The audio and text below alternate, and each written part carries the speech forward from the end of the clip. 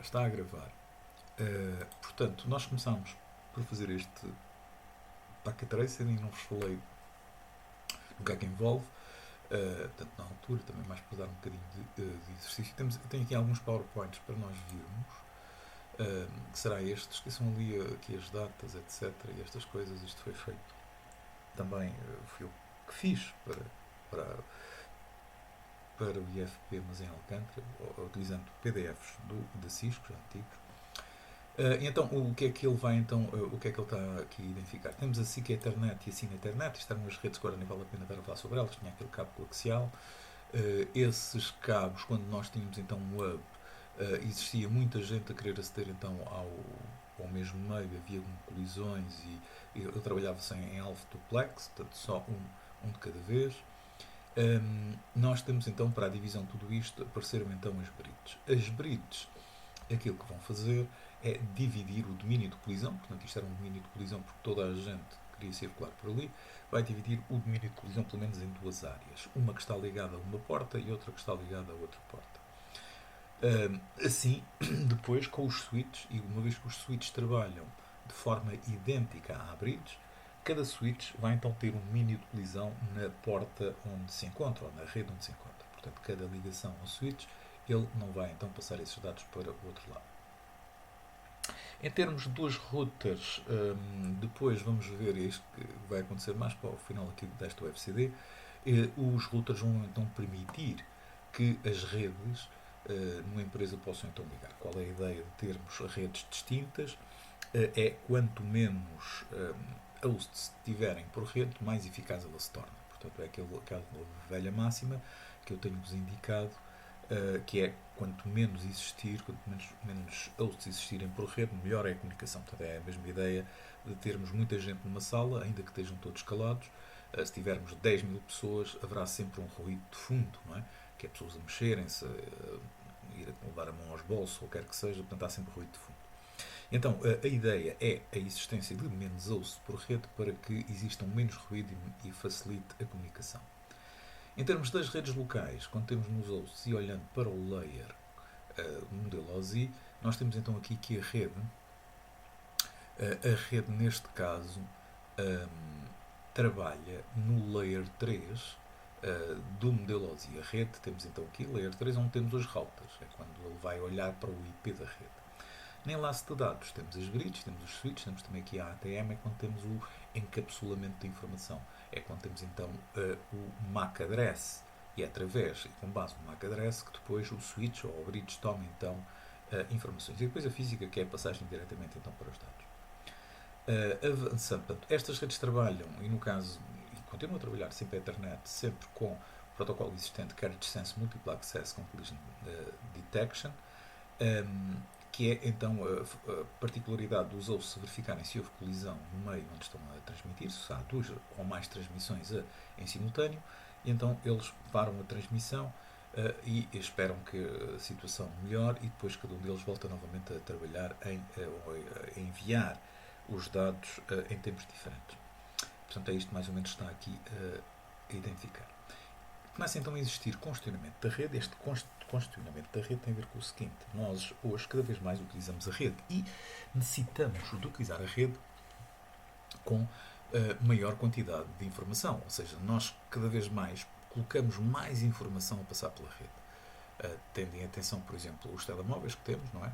Hoje uma imagem telemóvel, nós temos o telemóvel tem não sei quantos megatrica milhões de pixels, não é? E uma imagem neste momento ocupa 5, 6, 8, 10 megabytes. Aqui há anos atrás, sei lá, 5, 6 anos atrás ou 10 anos atrás, uma imagem tinha 500 kbytes. Nós estamos a falar de situações e realidades diferentes. Porque nós hoje em dia deixamos o dedo lá em cima do botão do smartphone, não é? Ele vai tirando fotografias ou vídeos e depois queremos que essa informação fique disponível. E essa informação para ficar disponível, nós estamos a falar então de megas ou de gigas a transferir. E queremos que isso seja praticamente imediato, não é? E ligamos o telemóvel à cloud, ou está ligado à cloud, ou então temos a ligação aqui a um computador e queremos que seja imediato. Obviamente que isto vai requerer maior largura de banda por parte da rede onde estamos a trabalhar. Essa largura de banda, e com mais utilização, implica um crescimento e a utilização de mais equipamentos e de melhores ligações, melhores meios de comunicação. Há aqui um outro aspecto importante, que é a questão da latência. A latência é o tempo que demora desde que um emissor deste host envia uma frame até que ela é recepcionada pelo destino. É então a latência. E a latência, este tempo que vai sendo acumulado, tem a ver com o meio de transmissão, pelos equipamentos para onde está a passar, pela qualidade da informação, portanto, se tem ou não muito ruído, e quanto maior a latência, mais tempo demora em que a informação possa passar de um local para o outro, ou possamos então ter uma resposta efetiva. Então nós estamos a ver aqui, por exemplo, que uma latência, no caso de um quadro com 64 bytes, que é o quadro mínimo, ele vai precisar, quando estamos a trabalhar a 10, uma rede a 100 nanosegundos, ele vai precisar de 51.2 microsegundos para transferir esse quadro e assim sucessivamente para diferentes velocidades. Outra coisa, neste caso, não é muito aplicável, que são então repetidores, mas isto, a ideia vai ser ou serve para os equipamentos que vamos tendo pelo caminho. Todos os equipamentos que nós vamos tendo pelo caminho vão aumentar a latência, não é? No caso, por exemplo, o switch é necessário, ele vai olhar para o MAC address de destino.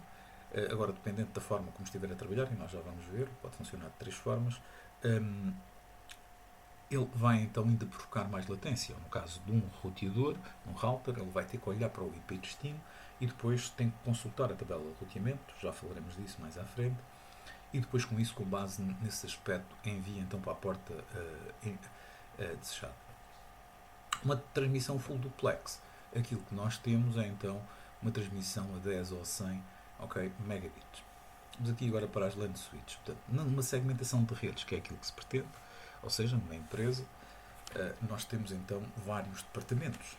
E o ideal é dividirmos esses departamentos, ou os hosts que pertencem a esses departamentos, ou os equipamentos, ou as pessoas, então por diferentes redes. Dessa forma, teríamos menos, em vez de termos uma rede grande com toda essa gente, teríamos 3 redes menores e, portanto, a eficiência e haveriam menos colisões, haveriam menos latência, pelo menos nessa rede, e a comunicação seria mais eficaz para além da questão de segurança, não é? Da informação à qual estamos a aceder. Então, no caso da segmentação como a bridge tem esta particularidade, portanto, este símbolo, isto no fundo é um switch, portanto, um switch é uma bridge com muitas portas. A bridge vai aprendendo à medida que vai recebendo os pacotes, portanto, ele vai saber que nesta interface é 0, os pacotes que forem enviados deste lado, ele sabe que estão associados a esta porta. Da outra porta, quando estes hosts responderem ou iniciarem uma comunicação, ele vai olhar para o MAC de origem e então associa que na porta E1 vão estar então estes MACs. Portanto, é assim que a bridge funciona e é assim também que funciona o switch. Em termos das latências, embora as bridges sejam transparentes para os dispositivos, a latência numa rede aumenta de 10 a 30% quando utiliza uma bridge. Porquê? Porque ele vai ter que verificar se o MAC address já existe, se não existir, envia para todas as portas, ou então faz um refresh à própria porta. O aumento da latência deve-se a decisões tomadas pelas bridges antes de encaminhar os pacotes. Uma bridge é considerada um dispositivo storing forward, portanto ele vai receber, isto é uma forma de funcionamento do Layer 2, que o switch também tem, storing forward, e neste caso aquilo que vai acontecer é que ele vai receber toda a informação, como forma, ele, em vez de estar a enviar o lixo, ele verifica, recebe toda a frame, vai verificar se o CRC, se o Cyclic Redundancy Check ou Frame Check Sequency está correto. Se estiver correto, ele então encaminha a frame. Se não tiver, ele não encaminha. Já lá vamos. Os routers também permitem segmentação, mas ainda aumentam também a latência de 20% a 30%, porque eles vão ter que... deixa-me só aqui vir buscar esta informação. Aqui é um outro lado... onde é que eu tenho? Está aqui... este. Que é então este pacote, este PowerPoint que nós vimos no FCD passado. Portanto, o que é que acontece? Na rede onde estão a trabalhar os routers vão olhar para o IP destino e com base nisso vão então tomar uma decisão. Mas aquilo que chega ao router é toda esta informação. Não é? Portanto, ele tem o MAC address, ele tem que fazer o desencapsulamento da informação, tem que retirar daqui os MACs, para chegar até ao IP, olhando para o IP, vai então fazer o encapsulamento novamente, vai colocar o MAC de destino e o seu MAC para enviar então depois a frame para o Layer 2. Então os routers, para além disso, ainda utilizam software, vão colocar mais latência na rede. A segmentação de redes pode então ser feita através do switch, é isso que acontece, uma vez que o switch funciona como uma bridge e conhece que porta, o que é que está ligado a cada uma das portas. E vamos agora ver aqui o funcionamento de um switch. Portanto, temos aqui um switch. O A quer então comunicar com o B. Então ele envia pela porta 3, ok, os dados, ou seja, vai enviar o MAC address, ok, onde tem o MAC de destino e tem o MAC de source. Tem o IP, etc. E tem aqui também, isto é neste caso, o frame check sequence, que é para verificar se está tudo bem. Ele então envia esta informação. Isto vai chegar aqui à porta 3 do switch. Okay? O que é que o switch vai fazer? O switch, como não conhece o MAC de destino, vai olhar aqui para o MAC de destino. Vai olhar para o MAC de destino, não o conhece, não tem informação nenhuma na tabela e vai enviar então para todas as portas. Por sua vez, como esta informação foi proveniente da porta 3, ele vai ficar com o MAC de origem. Porque se alguém enviou deste lado é porque existe. Está então daqui. Então ele vai guardar e vai colocar na porta 3 o MAC address do A. Okay? Eu tenho este MAC address do All-Star, fica então aqui na porta 3. Portanto, é aquilo que eu vos estava a dizer. Portanto, ele vai registar o MAC address na porta A.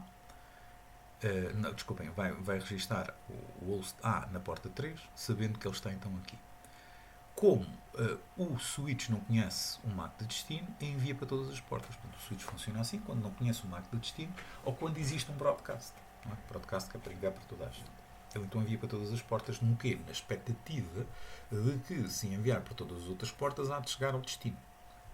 Alguém possa responder. Então, neste caso, foi com destino aqui à porta B e neste momento, ora só que um momento, por favor, só um bocadinho. Eu tenho isto.